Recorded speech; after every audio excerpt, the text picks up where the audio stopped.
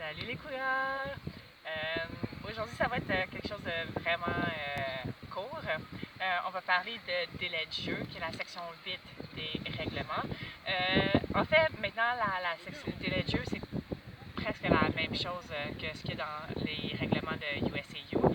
J'en parle parce que c'est nouveau pour la WIFDIF.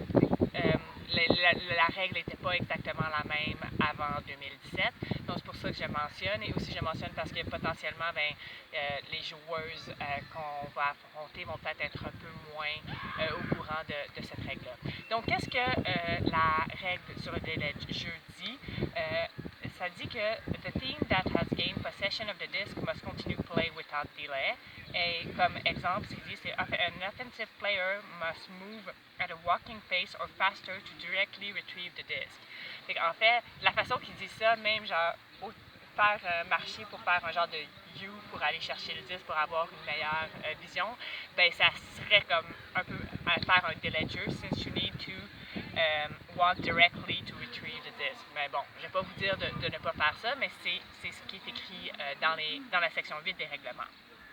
En termes de qu'est-ce qu'on peut faire si on se rend compte qu'une autre équipe est un peu lente pour reprendre le disque, quand le disque est sur la zone centrale, donc sur le terrain, mais pas dans les end zones, l'équipe qui a gagné l'offense a 10 secondes pour aller chercher le disque. Si le disque est dans les end zones ou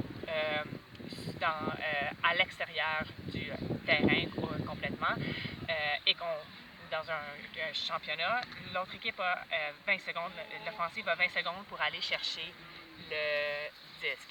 Si le disque roule out, il revient in après, donc on serait dans le 20 secondes aussi dans ce cas-là.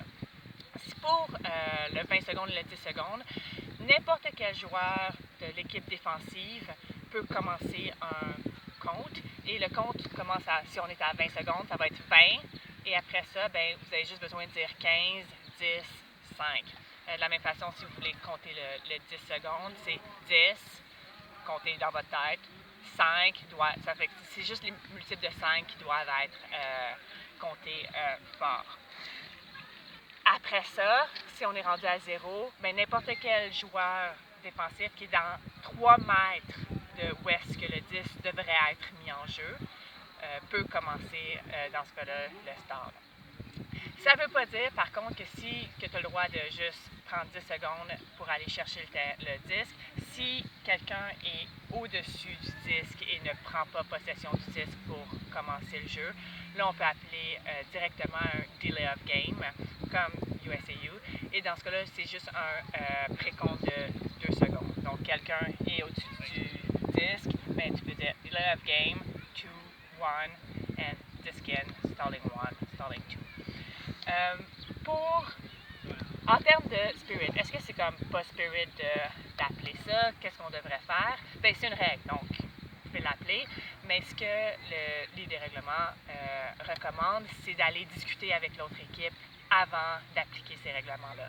Donc, si vous voyez que l'autre équipe est vraiment lente à aller chercher les disques qui sont out, et aussi vous pensez que ça prend l'autre équipe souvent prend du temps pour aller chercher le disque, ou comme il y a plusieurs joueurs qui sont au-dessus du disque sans le ramasser puis appellent différents trucs, dans ce cas-là, ça vaut la peine, après le point, d'aller discuter avec l'autre équipe et dire, vous savez, il y a un règlement qui dit ça, que vous ne devriez pas faire ça, donc on va commencer à faire des précomptes, on va commencer à appeler des delay of game, et à le point suivant, vous pouvez commencer à le faire. C'est tout pour cette semaine!